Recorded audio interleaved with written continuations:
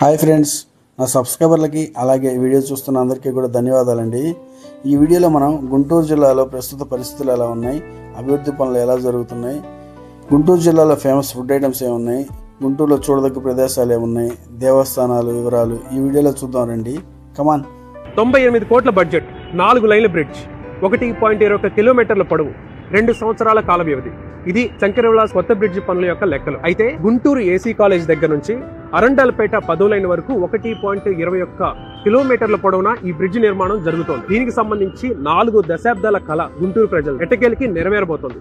గతంలో ఎన్నో ప్రభుత్వాలు వచ్చాయి, దానికి సంబంధించి ప్రణాళికలు సిద్ధం చేశారు, ఏది కూడా కార్యరూపం దాల్చలేదు. కొత్తగా వచ్చినటువంటి కూటమి ప్రభుత్వంలో కేంద్ర సహాయ మంత్రి పెమ్మసాని గారి ఆధ్వర్యంలో 98 కోట్ల బడ్జెట్ తో ప్రస్తుతానికైతే ఈ శంకరవిలాస్ కొత్త బ్రిడ్జ్ యొక్క పనులు శరవేగంగా నడుస్తున్నాయి. బ్రిడ్జ్ కి యువతల వైపు ఏదైతే GTH ముందున్నటువంటి ఈ ప్రాంతంలో ఒక పిల్లర్ కి సంబంధించి గుంత తీయడం జరిగింది. 5 మీటర్ల లోతు గుంత తీసి అక్కడ ఒక పెద్ద పిల్లర్ రాబోతుంది. పిల్లర్ నెంబర్ 1 గా మనం అది చూడొచ్చు. దాని పక్కనే మరో పిల్లర్ రాబోతుంది. ఆ తర్వాత బ్రిడ్జికి అవతల వైపు బ్రాడీపేట అరండాలపేట మధ్యలో ఉన్నటువంటి ఆ మెయిన్ రోడ్డు మీద మరో 2 పిల్లర్లు రాబోతున్నాయి. అటు ఇటు పిల్లర్లు వేసిన తర్వాత మరికొద్ది రోజుల్లో ఇప్పుడు మనం చూస్తున్నటువంటి ఆ బ్రిడ్జ్ డిస్మాంటిల్ చేయబోతున్నారు. ఆ బ్రిడ్జ్ పూర్తిగా కూల్చి దాని మీద 4 లైన్లు వెడల్పున్నటువంటి మరో కొత్త బ్రిడ్జ్ రాబోతుంది. దాదాపు ఇప్పుడున్నటువంటి బ్రిడ్జ్ కి సంబంధించి కొంచెం హైట్ ఉంటుంది రాబోయే కొత్త బ్రిడ్జ్. ఇది గుంటూరు జిల్లాలో మాయాబజార్ అండి. ఇప్పుడు ఇది రోడ్లు కాలువలు ఇవన్నీ వేస్తున్నారు, కానీ ఒకప్పుడు మాయాబజార్ అంటే ఇక్కడ ఏదైనా బండి పెడితే 10 నిమిషాల్లో మాయం అయిపోయేదంట. అందుకే మాయాబజార్ అని పేరు వచ్చిందని చెప్తారు. ఇప్పుడైతే అలాంటి పరిస్థితులు లేవు, కానీ ఇక్కడైతే అన్ని బళ్ళకి యాక్సరీస్ చాలా తక్కువ ధరకే సెకండ్ హ్యాండ్లో దొరుకుతాయి. ఇక్కడ ఉన్న టెక్నీషియన్స్ కూడా చాలా టాలెంటెడ్ అండి. 10 నిమిషాల్లో బండి నొప్పి తీసి బిగించేంత మేధావులు ఉంటారు. మీకు బళ్ళకేమన్నా పోతే తప్పకుండా మాయాబజార్కి వచ్చేస్తే కొనుక్కోండి. గాంధీ పార్క్ ఎంత మందికి తెలుసు? మీరు అనుకునే గాంధీ పార్క్ అయితే కాదు ఇది. ఎందుకు ఇంత ఫేమస్ అంటే గుంటూరులో వేరే పార్క్ లేవు కాబట్టి. టికెట్ తీసుకునే వాళ్ళండి, లేకపోతే బాబాయ్ ఆపేస్తున్నాడు. పిల్లలకి 10 రూపాయలు, పెద్దలకి 25 రూపాయలు. అండ్ పాయింట్ కి వస్తే గాంధీ పార్క్ అయితే చాలా బాగుంది రినోవేట్ చేశాక. అండ్ ఒకప్పుడు గాంధీ పార్క్ ఎలా ఉండేదో కామెంట్ చేయండి. మరి మీకోసం గుంటూరుని మొత్తం చూపిస్తా. మార్కెట్ గుంటూరులో ఉండే వాళ్ళకి మార్కెట్ గురించి తెలిసే ఉంటుంది. ఈ మార్కెట్ లో పెద్ద పెద్ద బ్రాండ్స్ అన్ని తక్కువ ధరకే దొరుకుతాయి. మీరు చూస్తున్న ఈ క్రాక్స్ ఆర్ అదర్ స్లిప్పర్స్ అన్ని ఒరిజినల్ వే. ఎక్కడి నుంచి తీసుకొస్తారో తెలియదు, కానీ కొంచెం బెటర్ గా అయితే ఉన్నాయి. ఫస్ట్ కాపీ కూడా కాదు మావా. ఈ మార్కెట్ ఓన్లీ సండేస్ ఉండడం వల్ల ఫుల్ క్రౌడ్ గా అయితే ఉంటుంది. ఫుడ్ ఐటమ్స్ నుండి స్నాక్స్ ఐటమ్స్ దాకా అన్ని అయితే దొరుకుతాయి. లేడీస్ కి కావాల్సిన ఐటమ్స్ కూడా ఉంటాయి. మీరు మీ గర్ల్ ఫ్రెండ్ తో వస్తే తక్కువ కాస్ట్ లో షాపింగ్ అయితే అయిపోతుంది మావా.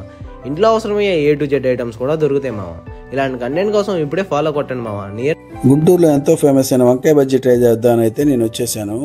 ఫస్ట్ వంకాయలో అయితే మసాలా పెట్టేసి వంకాయ పొట్ట నిండా ఉల్లిపాయలు దోసి దాంట్లో కారంతో నిమ్మకాయ రసాన్ని పిండి బజ్జీ కనపడకుండా నిండుగా పెరుగు పోసి దానిపైన మళ్ళీ ఉల్లిపాయలు వేసి ఇచ్చారు. వేడివేడిగా తింటుంటే సూపర్ ఉంది. దీని కాస్ట్ వచ్చేసి 30 రూపాయలు. మీరు కనుక ఇది ట్రై చేయాలి అనుకుంటే వివేకానంద స్టాచ్యూ పట్టాపురంలో అయితే ఉంది, తప్పకుండా ట్రై చేయండి. ఇప్పుడు గుంటూరులో ఫేమస్ హాట్ తిన్నాం కదా, ఇప్పుడు గుంటూరులో ఫేమస్ అయిన స్వీట్ తిందాము. దీని పేరు మాల్పురి కోవా. ఇది అరండాలపేట 13వ లైను లేదా 8వ లైన్లలో దొరుకుతుంది. వేడివేడి పూరి మీద పాలతో తయారు చేసిన కోవా వేసి ఇస్తాడు. దీని టేస్ట్ అయితే నెక్స్ట్ లెవెల్ అనమాట. మీరు ఎవరైనా గుంటూరు వస్తే తప్పకుండా ఈ మాల్పురి కోవా అయితే ట్రై చేయండి.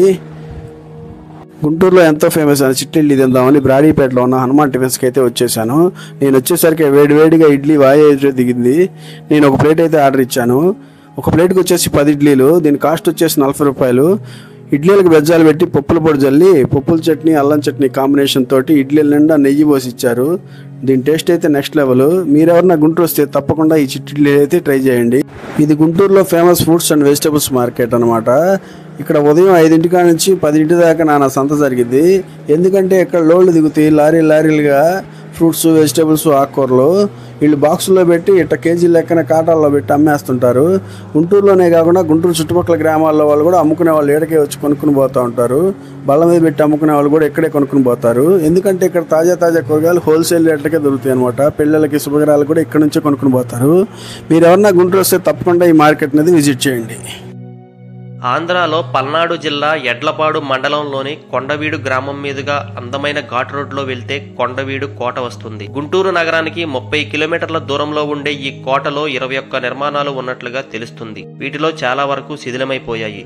కోటకు వెళ్లేందుకు 2 వైపుల నుంచి నేలమెట్లు ఉన్నాయి. పల్నాడు అనగానే అందరికీ గుర్తు వచ్చేది రాజులు, వారి పోరాటాలు. రెడ్డి రాజులు పాలించిన ఈ కోట 14వ శతాబ్దంలో ఎత్తైన కొండలపైన పూర్తి రక్షణతో నిర్మించారు. కొండ మీద చారిత్రక ఆనవాళ్లుగా నిలిచిన అనేక కట్టడాలు, కోట బురుజులు, ధాన్యాగారాలు, దేవాలయాలు, మసీదు వంటి చారిత్రక సంపద ఉంది. రెడ్డి రాజులు కొండవీడు కోటని రాజధానిగా చేసుకుని సామాన్య శకం 1325 నుంచి 1425 వరకు పరిపాలన సాగించారు. సుమారు 2000 సంవత్సరాల క్రితమే అక్కడ బౌద్ధ నాగరికత ఉందన్న వాదనలు కూడా ఉన్నాయి. గుంటూరు జిల్లాలో ముఖ్యమైన దర్శించదగ్గ పుణ్యక్షేత్రం అమరావతి. ఇది ఎంతో చరిత్ర కలిగిన నగరం. ఇది ప్రస్తుతం ఆంధ్రప్రదేశ్ రాష్ట్ర రాజధానిగా కూడా ఉంది. పూర్వం దీన్ని ధరణికోటగా, ధాన్యకటకంగా పిలిచేవాళ్ళు. మౌర్యులు దీన్ని రాజధానిగా చేసుకుని పరిపాలించినట్టు చరిత్రకారులు తెలియజేస్తున్నారు. ఇక్కడ అమరలింగేశ్వర స్వామి దేవస్థానంతో పాటు బౌద్ధులకు సంబంధించిన ఆధారాలు కూడా లభించడంతో ఇది బౌద్ధులకు కూడా చాలా ముఖ్యమైన నగరంగా పేరుగాంచింది. ప్రస్తుతం ఇది ఆంధ్రప్రదేశ్ రాష్ట్ర రాజధానిగా బాగా పేరు పొందింది. మీలో ఎవరైనా గుంటూరు వస్తే తప్పకుండా అమరావతిని కూడా విజిట్ చేయండి. ఇక్కడ మ్యూజియంతో పాటు బౌద్ధ స్తూపం, బుద్ధుడికి సంబంధించిన ఎన్నో ఆనవాళ్లు, బుద్ధుడికి సంబంధించిన వివరాలు కూడా తెలుస్తాయి. గుంటూరు జిల్లాలో చూడదగ్గ మరో ప్రదేశం కాకాని. కాకానికి ఆ పేరు ఎందుకు వచ్చిందో నాకైతే తెలియదు, కానీ ఒక కథ ప్రకారం కాకాసుడు అనే రాక్షసుడికి ఏదో మునీశ్వరుడికి మధ్య జరిగిన సంఘర్షణలో కాకాసుడికి జరిగిన ఏదైతే శాపం ఉందో ఆ రాక్షసుడికి అది తొలగిపోవడంతో ఆ ఊరికి కాకాని అనే పేరు వచ్చిందని ఒక నానుడి. అలాగే ఇక్కడ మల్లేశ్వర స్వామి వారు కొలువై ఉంటారు. మల్లేశ్వర స్వామి వారికి మల్లెపూలతో పూజలు చేశాడు ఈ మునీశ్వరుడు, అందువల్లే మల్లేశ్వర స్వామి అనే పేరు గాంచాడు అని ఒక కథ అయితే ఉంది. ఏదేమైనప్పటికీ కాకాని పుణ్యక్షేత్రం చాలా శక్తివంతమైన పుణ్యక్షేత్రంగా భక్తులు నమ్ముతారు. తప్పకుండా మీరు గుంటూరు వస్తే మాత్రం కాకాని కూడా దర్శించండి. ఆ స్వామివారిని దర్శించి ఆయన కృపా కటాక్షాలకు పాత్రలు అవ్వండి. గుంటూరు వస్తే మాత్రం తప్పకుండా ఉప్పలపాడు పక్షుల కేంద్రాన్ని అయితే సందర్శించండి. మీ పిల్లల్ని కూడా తీసుకుని పోండి. ఇక్కడ టికెట్ వచ్చేసి 20 రూపాయలు. ఇక్కడ పక్షులు, రకరకాల జాతి పక్షులు ఇక్కడ ఉంటాయన్నమాట. ఇవన్నీ కూడా ఈ దేశపై కాదు, ఇతర దేశాల నుంచి ఇక్కడికి వలస వస్తాయి. ఆస్ట్రేలియా, సైబీరియా లాంటి దేశాల నుంచి ఇక్కడికి వలస వస్తాయి అన్నమాట. ఇక్కడ ఇంతకుముందు అయితే ఈ పార్కు, ఈ రెనోవేషన్ ఇంత అభివృద్ధి అయితే లేదు. ఇప్పుడే దాన్ని బాగా అభివృద్ధి చేసి పిల్లలకు కావాల్సిన అన్ని ఆట వస్తువులను ఏర్పాటు చేసి, అలాగే పెద్దవాళ్ళకు కూడా సందర్శించేందుకు ఫోటోలు దిగడానికి కావాల్సిన అన్ని రకాల ఎక్విప్మెంట్స్ని ఏర్పాటు చేసి చక్కగా డెవలప్మెంట్ అయితే చేశారు. ఇక్కడే సెటిల్ అయిపోయిన ఈ పక్షులకి కావాల్సినంత ఆహారం లభించడంతో ఈ పక్షులు కూడా వాళ్ళ దేశాలకు వెళ్లకుండా ఈ దేశంలోనే స్థిరపడిపోయి ఇక్కడే పిల్లల్ని పెట్టి ఇక్కడే గూళ్ళు ఏర్పాటు చేసుకుని ఇక్కడే ఆహారాన్ని తింటా ఎంజాయ్ చేస్తున్నాయి. వీటిని చూసేందుకు జనాలు కూడా ఎక్కువ ఉత్సాహం చూపించడంతో గవర్నమెంట్ కూడా దీని అభివృద్ధిని బాగా చేయడంతో ఈ పార్కు బాగా ఫేమస్ అయిపోయింది. గుంటూరు జిల్లా నుంచి నందివెలుగు రోడ్లో ఉప్పలపాడు గ్రామంలో ఈ పార్క్ అయితే ఉంటుంది. తప్పకుండా మీరు ఏమైనా గుంటూరు వస్తే మాత్రం మీ పిల్లల్ని తీసుకుని ఈ పార్క్ని అయితే సందర్శించండి.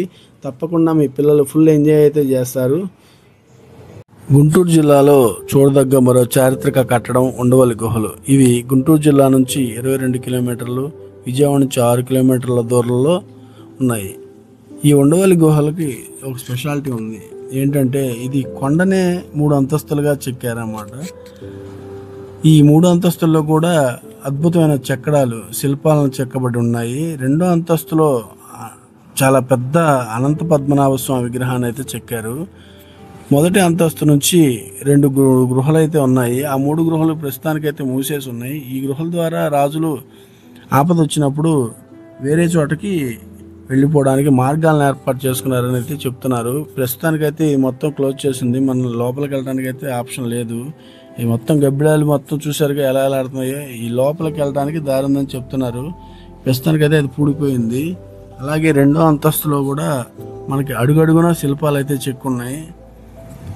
వేరే రాయి కాకుండా ఈ కొండలోనే మొత్తం ఈ ఆర్కిటెక్చర్ మొత్తం కూడా ఒకే కొండని 3 అంతస్తులుగా మార్చి ఆ 3 అంతస్తుల్లో కూడా ఇలాంటి శిల్పాలను, అద్భుతమైన చెక్కడాలు చెక్కారు. ఇందులోనే చాలా పెద్ద అనంత పద్మనాభ స్వామి విగ్రహం, ఆయన చుట్టుపక్కల దేవతామూర్తుల విగ్రహాలు కూడా చెక్కబడి ఉన్నాయి. ఈ విగ్రహం కేరళలో ఉన్న అనంత పద్మనాభ స్వామి విగ్రహానికి సరిపోలిగా ఉంటుందనేది చరిత్రకారులు తెలియజేస్తున్నారు. 2 విగ్రహాలు ఒకేలా ఉంటాయంట. ఇదైతే చాలా భారీ విగ్రహాన్ని అయితే చెక్కారు ఇక్కడ. మీరెవరన్నా గుంటూరు వస్తే తప్పకుండా ఉండవల్లి గృహాలను కూడా సందర్శించండి. మంచి హిస్టారికల్ ఫీల్ అయితే పొందుతారు.